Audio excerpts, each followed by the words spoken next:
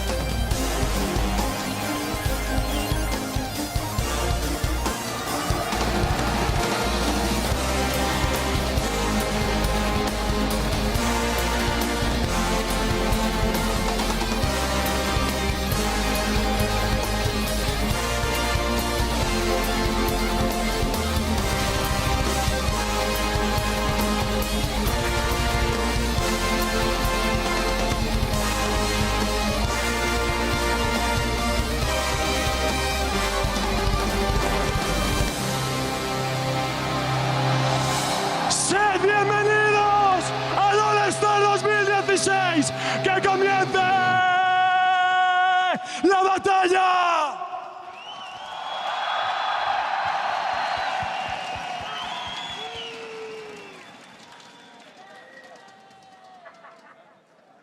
There they are, our all-stars from Fire and Ice. What a fantastic performance and what a fantastic introduction for the players by Ibai.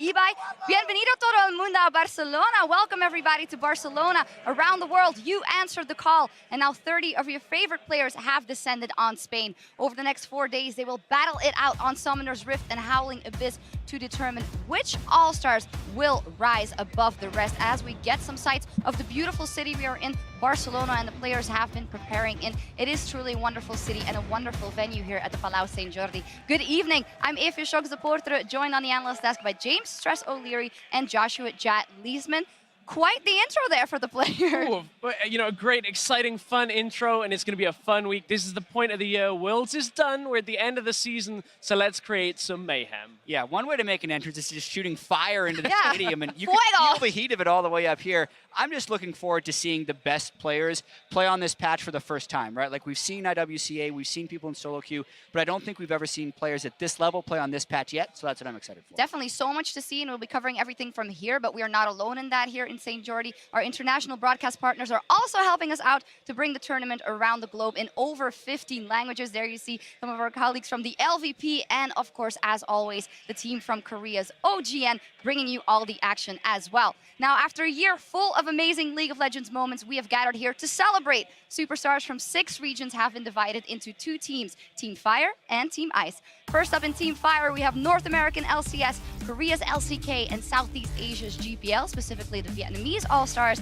And then in Team Ice, the European LCS, the League of Legends Master Series, and China's LPL. What are we thinking of the division here of teams? Is Fire notably stronger? Is it Ice? Rather convenient. The North American LCS got placed with the LCK again, try to defend the Team Fire championship from last year. I like the chances of Team Fire if I'm just looking at that, because I feel like the NA All-Star team, just the players that got voted in, are actually pretty strong. But you never know with NA's chances coming to these international events, right? Yeah, oh, there we go. I have a quote from Mithy, actually, who said when he was taking a look at the teams, we're playing versus the NALCS, that is the LCK and European imports, but you call it NALCS? Fine. That's exactly what it is. Yeah. There's some pretty stacked lineups, but there's a lot of game modes and a lot to get before we determine a winner. And the winner of All-Star this year is going to be determined by who gets 1,000 points first. There are a total of 1,950 up for grabs, and they're going to be split all across the game modes. Yeah, so obviously there's a different point system for each game. The regional games that are the normal Summoner's Rift games are worth 100 points. The 1v1 actually has a pretty hefty amount of points as well that could actually all go to one team if, say,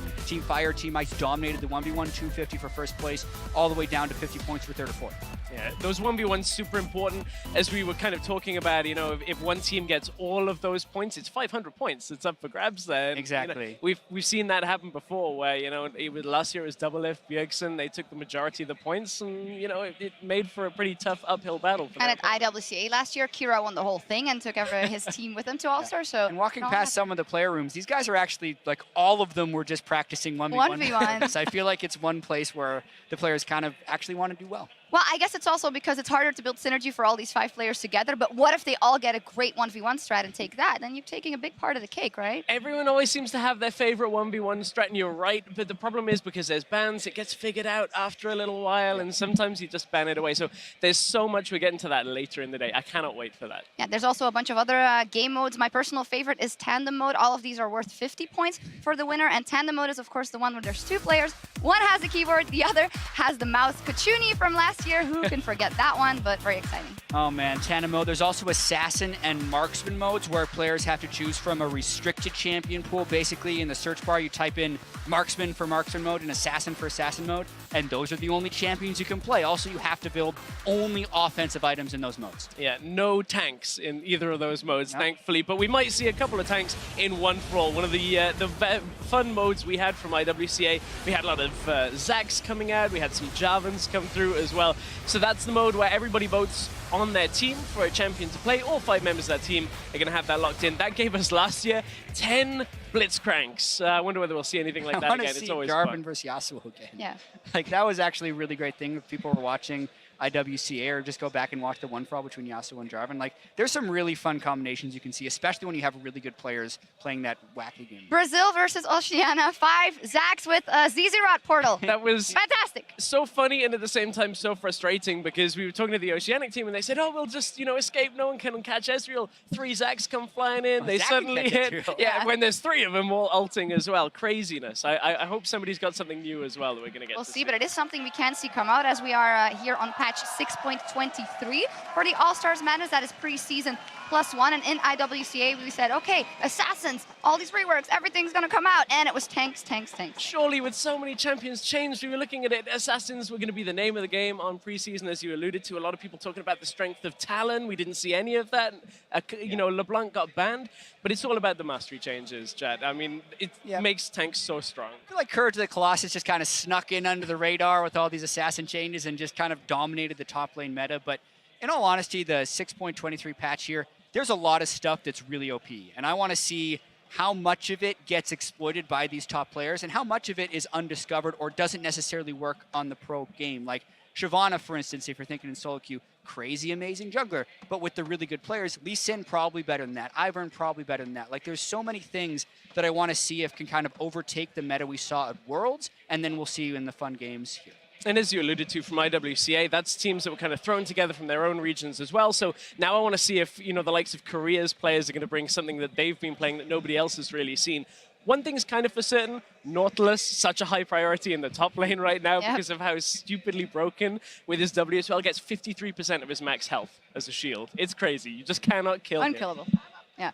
We'll see what happens. And of course, as you say, pro players, so they're definitely at a highest level, but they haven't had that much time to work together. So maybe they go for something that is better to execute. I know in the Assassins modes, for instance, you can pick Nocturne and Pantheon, and we saw that in the IWCA as well, coming out of the GPL, using that as a strategy. So it'll be interesting to see if they go strategy crafted or just have fun and, rely on our own prowess. Yeah, I mean, I feel like a lot of these players are going to be playing mostly to show off, and the really in-depth strategy isn't going to be there.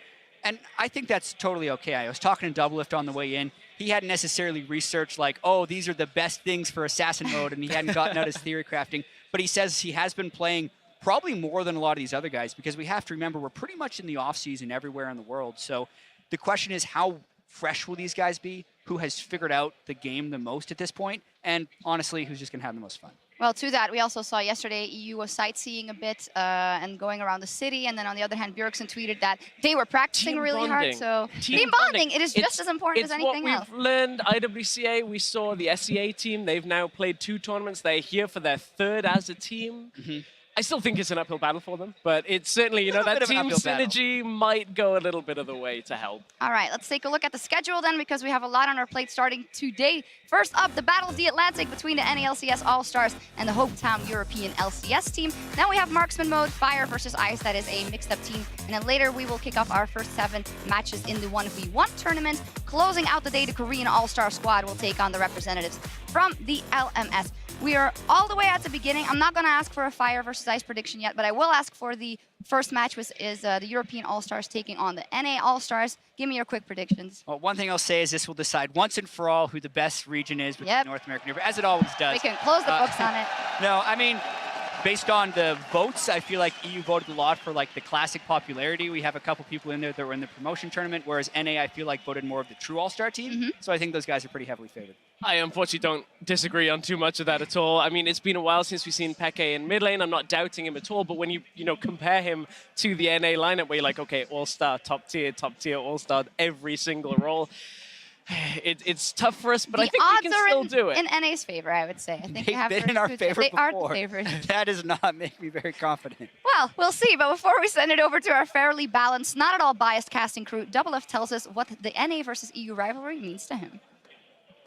I've been to All-Stars 4 times, and all 4 times NA versus EU is like the most hype and the most like talked about match, because there's always like the NA greater than EU greater than NA like meme, and All-Stars is just like a really hilarious way to show it. Especially like, I guess I have a history with it because my first time I was playing in All-Stars, it was the very first one, and I got a penta against EU, which felt like really good, and ever since then, it's just been like a pretty big grudge match. NA players always like trash talk EU players and the other way around, so I really want to smash them. We'll find out if Doublelift can smash the European All-Stars or whether he will get smashed.